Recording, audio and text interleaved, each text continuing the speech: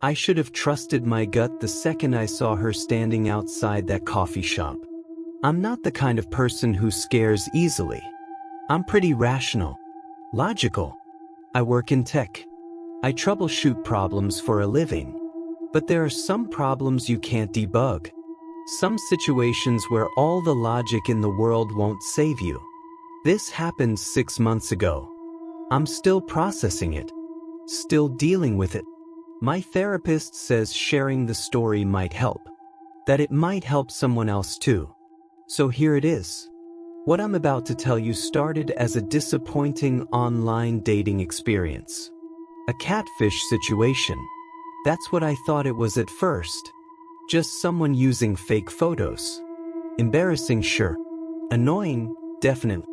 But not dangerous. I was wrong. It started like most online dating stories do, with a swipe and a smile I thought I could trust. Her profile was perfect. Too perfect, maybe, but I was lonely enough not to care. My name is Jake. I'm 29 years old. I'm a software developer. I moved to Portland about 8 months ago for a job at a startup. Good pay, interesting work, but I didn't know anyone in the city. My college friends were scattered across the country. My family was back in Ohio.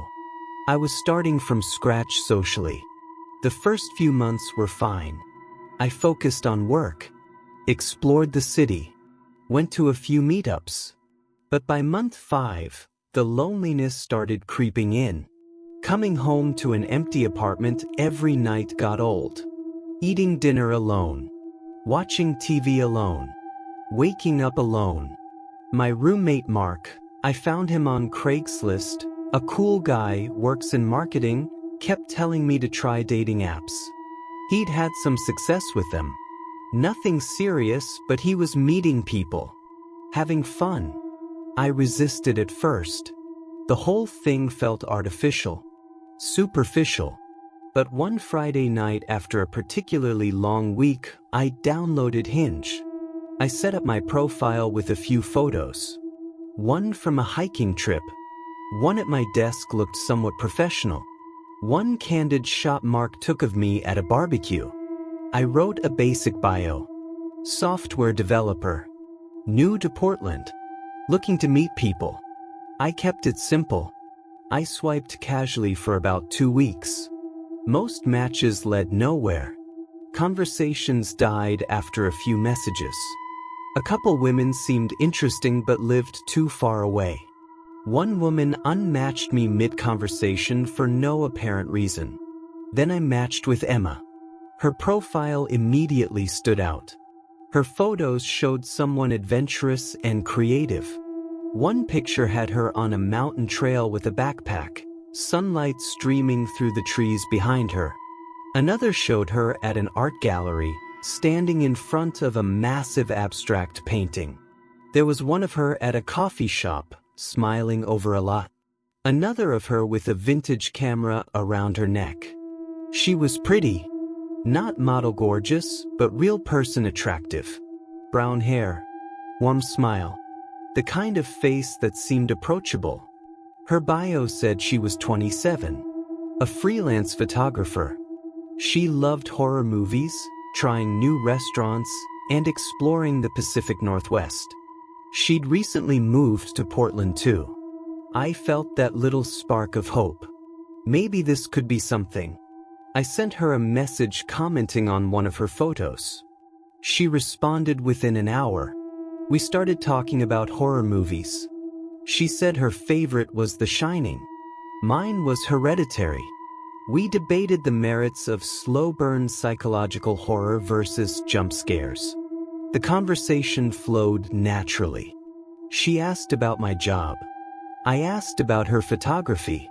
She said she mostly did portraits and nature shots. Freelance meant irregular income, but she loved the creative freedom. We talked for 5 days straight. Good morning texts. Random messages throughout the day. Long conversations at night. She was funny. A little sarcastic. She seemed genuinely interested in what I had to say. On day 4, I suggested we video chat, just to put a face to the conversation, make it feel more real. She said her laptop camera was broken. Her phone camera had been acting weird too. She was planning to get it fixed soon. I thought it was a little odd, but not a deal breaker. Plenty of people have broken tech. I'm in IT. I know how these things go. On day 5, she suggested we meet in person. Why wait, right? There's a great coffee shop downtown. How about Saturday afternoon? I said yes immediately. I told Mark about her that night. Showed him her profile. He scrolled through her photos and nodded approvingly. She seems cool, he said. Just be safe. Meet somewhere public. I laughed. Obviously. Saturday couldn't come fast enough. I was genuinely excited. I'd been talking to this woman for almost a week. We had chemistry. Shared interests. She seemed normal. Grounded. I picked out my outfit carefully. Jeans and a casual button-down. Not too formal, not too sloppy. I drove downtown and parked 2 blocks from the coffee shop. I wanted to walk a bit, clear my head, settle my nerves. I got there 5 minutes early and stood outside, checking my phone. She'd texted that morning. Can't wait to meet you today. I scanned the street, looking for someone who matched her photos. Then I saw a woman standing near the entrance, looking around. She didn't look anything like her pictures. I told myself the broken camera thing was nothing. Lots of people are just camera shy, right? The woman standing outside the coffee shop looked nothing like her pictures. Nothing. I stopped walking. Just froze on the sidewalk about 20 feet away. She was heavier than in her photos. Significantly. Her hair was a different color, more auburn than brown. Her face was rounder. Older. The bone structure was completely different. This wasn't a case of someone using photos from 10 years ago. This was a completely different person.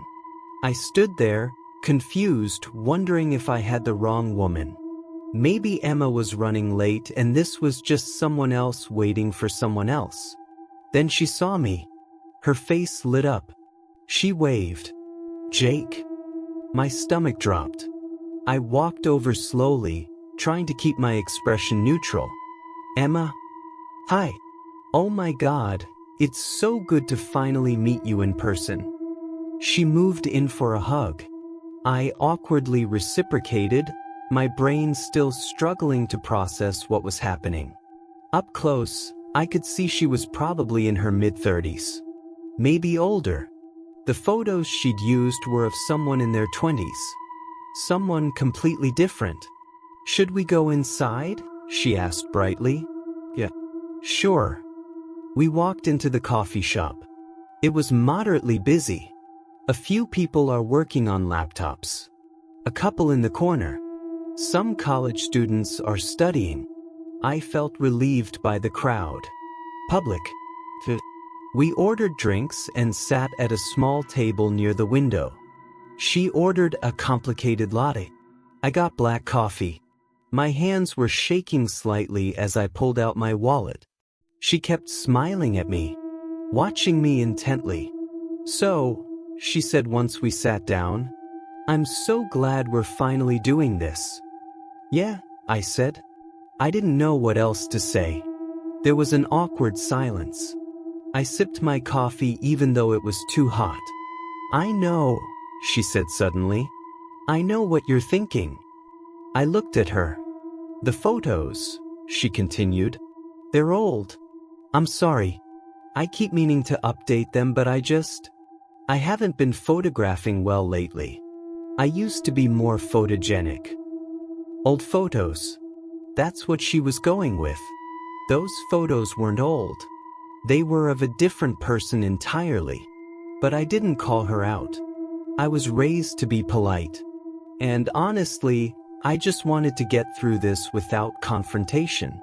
It's okay, I lied. She seemed relieved. I was worried you'd be mad. No, it's fine. Another silence. Then she started asking questions. A lot of questions. So where exactly do you live? What neighborhood? Oh, just southeast area, I said vaguely. Which part? I might know it. Near Powell. Do you live alone or with roommates? Roommate. What's your work schedule like? Do you work from home or go into an office? The questions felt invasive. Too specific. Too fast. Mix of both, I said. She nodded, studying my face like she was memorizing it. Do you go out a lot? Bars, clubs, that kind of thing? Not really. I'm pretty low-key. Same, she said. I don't have many friends here yet. I just moved to Portland a few months ago. It's hard to meet people, you know? I nodded. That part one understood. That's why I was so excited when we matched, she continued. I felt like we really connected. Like we have a real connection. We'd been talking for 5 days. That wasn't a real connection. That was just talking. Yeah, I said non-committally. She reached across the table and put her hand on mine. I pulled back instinctively. Her expression flickered. Just for a second. A flash of something dark. Anger, maybe. But then she smiled again. Sorry, she said. Too forward. It's fine. I'm not really a handholder on a first date. Of course, I get it. We sat there for another 20 minutes. She did most of the talking. I gave short answers, checked my watch twice. Finally, she suggested we get dinner. Right now. There was a Thai place around the corner she'd been wanting to try. I actually have plans later, I said. A lie. I should probably get going soon. Her face fell. Oh, okay. But this was nice, I added, trying to soften it. We should do it again soon. Yeah. I'll text you. Another lie. She stood up when I did. I'll walk you to your car. That's okay. I'm parked pretty far. I don't mind. Actually, I took an Uber, I said quickly. She looked confused. Oh, okay. We walked outside together. The sun was still out. People everywhere. I felt safer. Well, I said. Thanks for meeting me. Text me when you get home safe, she said. I nodded and walked away. I didn't look back, but I could feel her watching me. I walked 3 blocks in the wrong direction just to make sure she didn't follow me. I never texted her back, but she didn't stop texting me. That evening, around 7, my phone buzzed. Emma, had such a great time today. When can I see you again? I stared at the message. Great time? We sat in awkward silence for 40 minutes. I didn't respond. An hour later, another message.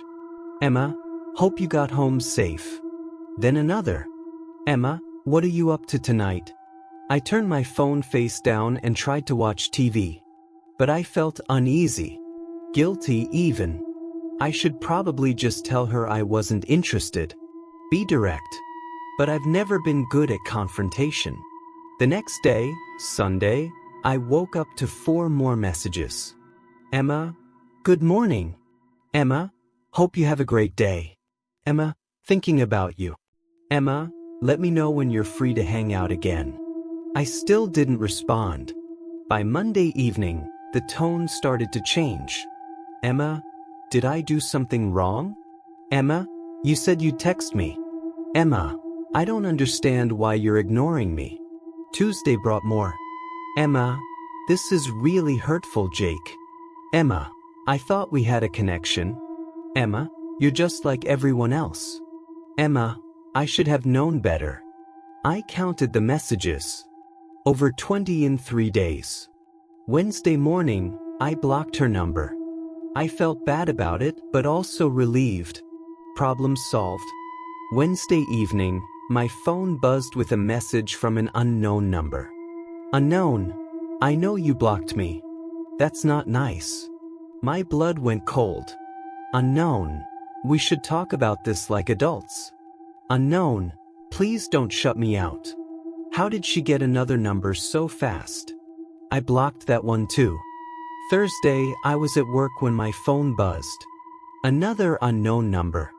Unknown, you can't ignore me forever. I showed Mark the messages that night. He frowned as he scrolled through them. That's a lot, he said. Right. Just keep blocking her. She'll give up eventually. I hoped he was right. But Friday, I noticed something strange on Instagram. Someone had liked a photo I'd posted 2 years ago.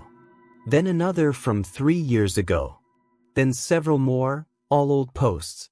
The account had no profile picture and a random string of numbers as a username. I checked who was following me. The account wasn't there. Whoever it was hadn't followed me, just went through my entire history and liked old photos. I made my account private. Saturday, I got a friend request on Facebook. The profile had no photo. The name was Emma R. No mutual friends. No other information. I didn't accept it. I blocked it immediately. Sunday, 3 more friend requests came. Different names. Same lack of information. She was creating fake accounts. Dude, this is getting weird, Mark said when I showed him. Maybe you should report her or something. Report her for what? Sending messages and friend requests. I don't know. Just be careful. That night, around 11, our doorbell rang. Mark and I were watching a movie. We both looked at each other, confused. Are you expecting someone? He asked. No. I pulled out my phone and opened the Ring app. The doorbell had a camera. My heart nearly stopped. Emma was standing on our front porch. Just standing there, staring directly at the camera. Holy shit, Mark whispered, looking over my shoulder at my phone. The doorbell rang again. We didn't move. She knocked. 3 firm knocks. We sat in silence, barely breathing. After what felt like an eternity but was probably only 5 minutes, she turned and walked away. I watched on the camera as she got into a car parked on the street and drove off. How does she know where you live? Mark asked. I have no idea. I never told her my address. I gave her a general neighborhood, but not the actual address. That's fucked up, man. I sat there, phone in hand, replaying the footage. She just stood there, staring at the camera, like she wanted me to know she knew where I lived. Maybe you should call the police, Mark suggested. And tell them what? Someone rang our doorbell? Someone you went on one date with and who's been harassing you showed up at your house uninvited. That's stalking. He had a point, but it was late. I was tired. I told myself I'd deal with it tomorrow.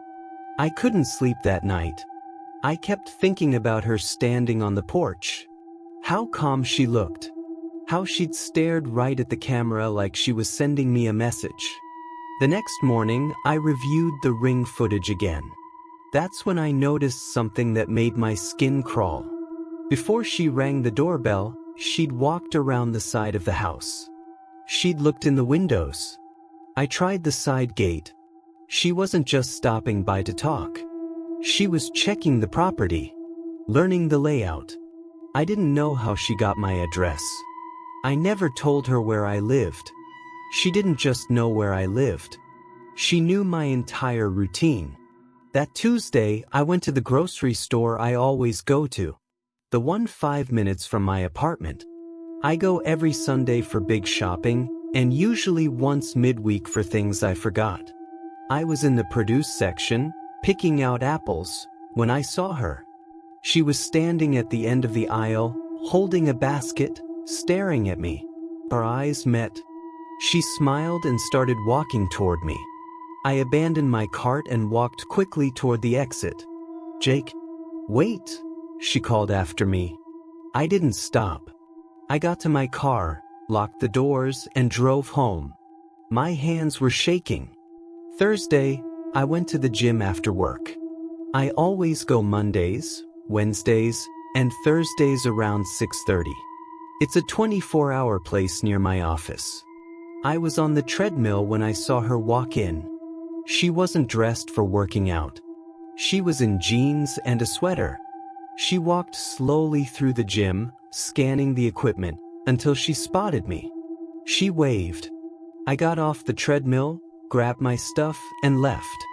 Friday, I stayed late at work.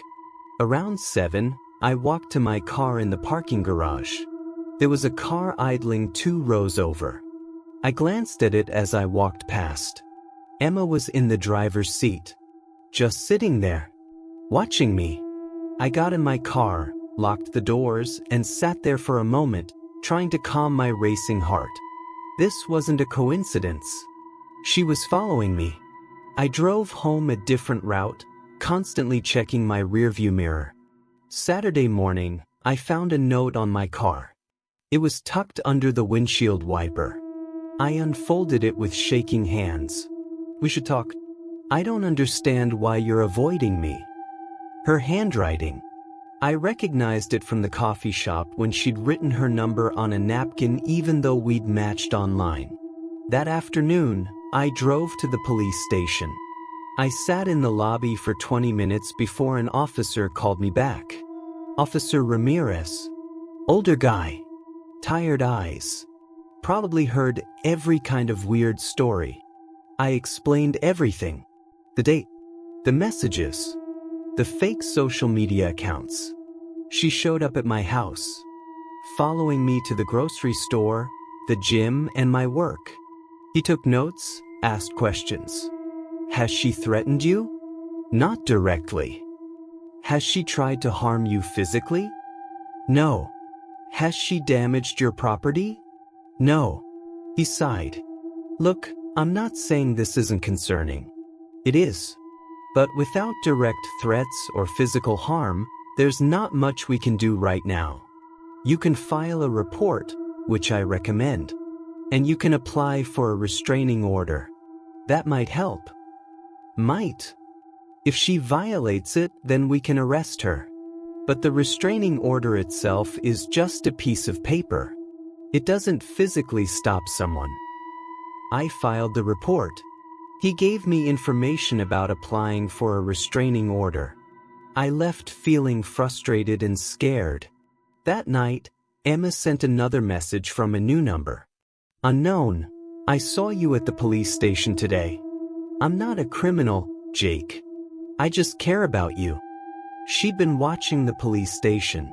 I screenshotted the message and sent it to Officer Ramirez. The next week, I changed everything about my routine. I started going to a different gym across town. I drove to a grocery store 15 minutes away. I took different routes to work. I varied my schedule. For a few days, I didn't see her. I started to relax.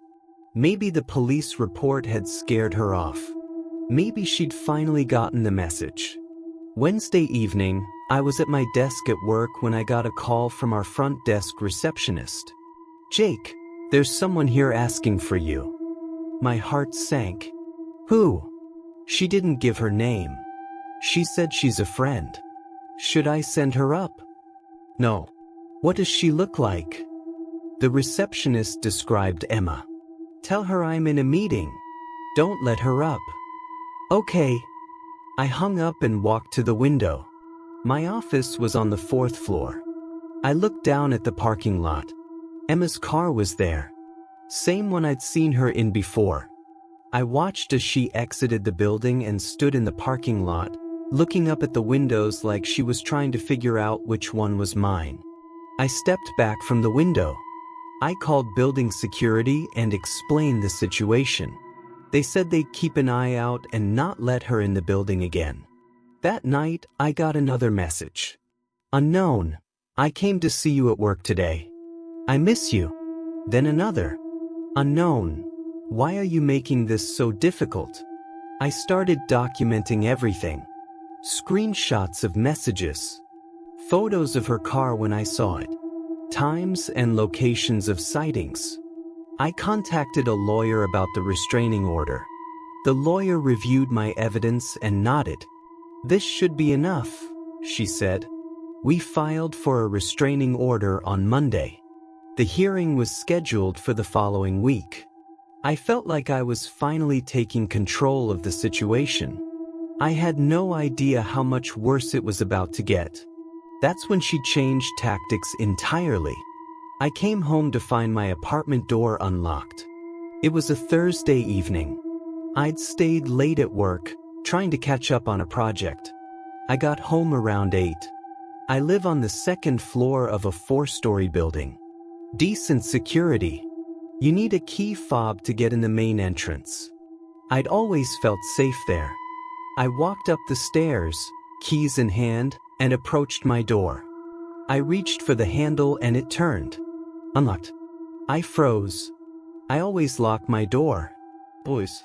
It's automatic. I'm paranoid about it. I pushed the door open slowly. "Mark." I called out. No answer. I stepped inside carefully. The lights were off. Everything looked normal. I checked every room. Bathroom. Kitchen. Both bedrooms. The closets. Nothing seemed disturbed. Maybe I'd forgotten to lock it this morning. I'd been distracted, running late. But as I walked back through the living room, I noticed small things. A picture frame on the shelf was angled differently. The books on the coffee table were rearranged. My laptop was on my bed. I was certain I'd left it on my desk. Someone had been here. My heart started pounding. I pulled out my phone and opened the Ring app.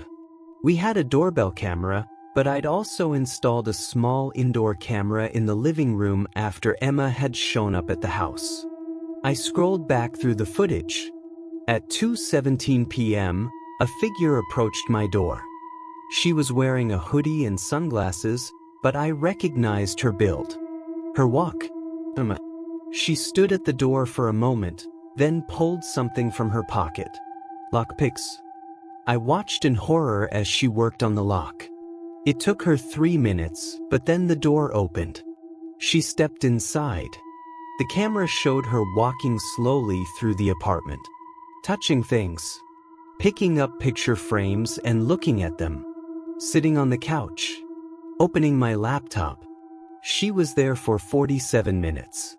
Then she left, carefully locking the door behind her. I felt sick. I immediately called 911. 2 officers arrived within 15 minutes. Different ones than before. I showed them the footage. They watched silently. "Do you know this person?" one asked. "Yes. I've filed a restraining order against her. It hasn't been granted yet, but there's a hearing scheduled." They took a full report, photographed the camera footage, asked if anything was stolen. "No. Nothing's missing. She just moved things around." "We'll file this as breaking and entering. The lockpicking is concerning. That shows premeditation and skill. Can you arrest her? We'll send officers to her address. Do you have it?" I gave them the address I'd found through her social media before she'd deleted everything. The officers left. They said they'd be in touch. Call Mark. He came home from his girlfriend's place. I didn't want to be alone. "You need to change the locks," he said. "Like, tonight. It's 8:30. Emergency locksmith. This is an emergency." He was right. I found a 24-hour locksmith online. The guy showed up at 10 and changed all the locks. $200, but worth it. That night I barely slept. Every sound made me jump. Every creak of the building is settling. Every car passing outside. The next morning, I found a note slipped under my door. My hands shook as I picked it up. "Your apartment is nice. We should spend more time here together." Her handwriting. She'd been back. After the locks were changed. She hadn't tried to get in, but she'd been there, leaving a message, letting me know she was watching. I took a photo of the note and sent it to Officer Ramirez and my lawyer. My lawyer called me within an hour. "This is good evidence for the restraining order hearing," she said. "But Jake, you need to consider staying somewhere else until she's arrested." "I'm not letting her drive me out of my own home." "I understand, but your safety is the priority." I stayed at Mark's girlfriend's place that weekend. She had a roommate who was out of town. They set me up on the couch. I felt like a coward, but I also felt safer. Monday, I went back to my apartment to grab some clothes. There was another note. "Why are you avoiding home? I miss you." She was monitoring my comings and goings. Was she sitting in her car on the street, watching the building? I looked out the window, scanning the parked cars. I didn't see her, but that didn't mean she wasn't there. Tuesday, the restraining order was granted. Temporary, pending a full hearing, but it was something. She was legally required to stay at least 500 feet away from me, my home, and my workplace. I felt a small sense of relief. Maybe this would finally end it. The restraining order was granted on Tuesday. She violated it by Friday. She was sitting in my living room when I came home from the lawyer's office. I just picked up the official copy of the restraining order. My lawyer had walked me through what it meant, what to do if Emma violated it. I felt cautiously hopeful. Legal protection. Consequences if she continued. I drove home around 6. Parked in my usual spot. Walked up to my apartment. The new locks were secure. I unlocked both deadbolts and stepped inside. The lights were off. I reached for the switch. "Don't." I jumped so violently I almost fell backward. Emma was sitting on my couch. In the dark. "How did you?" "We need to talk," she said calmly. My hand was still on the doorknob. I could run. Down the stairs. To my car. But she was between me and my phone, which was charging in my bedroom. My car keys were in my hand. My work laptop was in my bag. "I'm leaving," I said, trying to keep my voice steady. "And I'm calling the police." "Just hear me out," she said. She stood up slowly.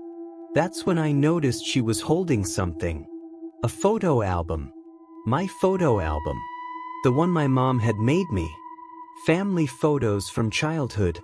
"I've been looking through your things," she said conversationally, like this was normal. "You have a nice family. Sister in college.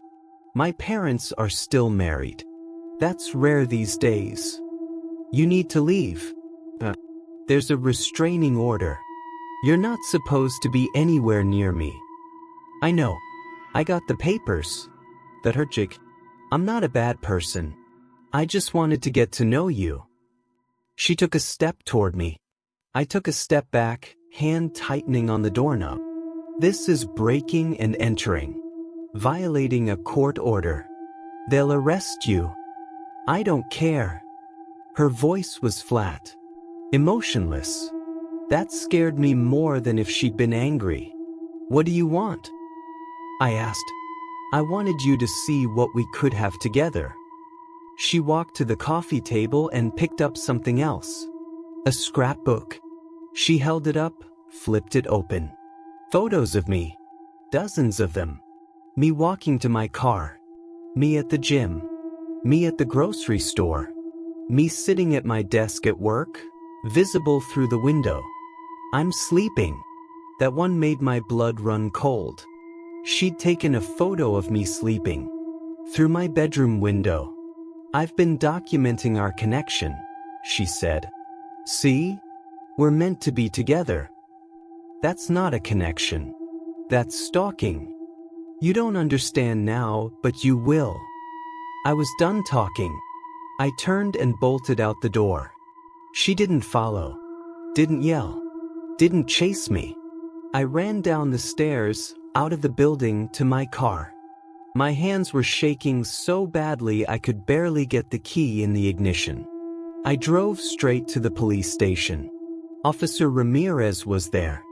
I must have looked terrified because he immediately took me to a private room. I told him everything. Showed him the texts about the apartment. Explained the scrapbook. "We're going now," he said. 2 officers went to my apartment with me. Emma was gone. But the scrapbook was still there, sitting on my coffee table like a gift. They photographed everything. Bagged the scrapbook as evidence. "We're issuing a warrant for her arrest," Ramirez said. "Breaking and entering, stalking, violating a restraining order. We have enough." "Where is she?" "We'll find her. Do you have somewhere else you can stay tonight?" I nodded. I stayed at a hotel. A cheap one near the airport. I used cash. I didn't tell anyone where I was except Officer Ramirez. 2 days later, they found her. She was at her apartment. She didn't resist arrest. When they searched her place, they found more. More photos of me. Printed and organized in folders. A journal. Pages and pages of entries about me. About us. A fantasy relationship that existed only in her head. Plans. Detailed plans about how we'd end up together. And information about 3 other men. 3 other men in 3 other cities. She'd done this before. They told me she'd done this before. To 3 other men in different cities. I moved out of that apartment the day after she was arrested. I couldn't stay there. Every room felt contaminated, violated. I found a place across town. A building with better security. Cameras everywhere. Controlled access. Emma is in jail awaiting trial. Multiple charges. Stalking. Breaking and entering. Violating a restraining order. My lawyer says she'll likely get prison time, especially with the history they discovered. The other men she'd stalked came forward. Similar patterns. Fake photos on dating apps. Obsessive behavior. Escalation. I'm in therapy now. Twice a week. Working through the hypervigilance. The fear. The violation of privacy. I don't date. I deleted all the apps. I check my locks compulsively. I look over my shoulder constantly. But I'm healing. I'm sharing this story because I want people to understand something important. Online dating can be dangerous in ways you don't expect. Catfishing isn't always just about disappointment or embarrassment. Sometimes the person using fake photos is hiding something much darker. Trust your instincts. If something feels wrong, it probably is. When someone shows you through their actions that they don't respect boundaries, believe them. Don't wait for it to escalate. Don't make excuses. I ignored red flags because I was lonely. Because I wanted to believe she was just socially awkward or overly enthusiastic. I almost paid a terrible price for that. The photo she used on her dating profile? We eventually found out whose it was. A woman in California. She had no idea her photos were being used. Emma had stolen her identity online to lure men in. When someone uses fake photos, ask yourself, what else are they lying about? In my case, the answer was everything. She wasn't a photographer. She hadn't just moved to Portland. She didn't love horror movies or hiking. Every single thing she told me was a lie designed to make me trust her. And it almost worked. I got lucky. I got out. Some people don't. If you're reading this and something about your online match feels off, if they avoid video calls, if they're overly interested in your routine, if they push boundaries early, listen to that feeling. Your gut is trying to protect you. Mine tried to warn me from the very beginning. I wish I'd listened sooner. When someone shows you who they are through their actions, Believe them the first time, not the 10th.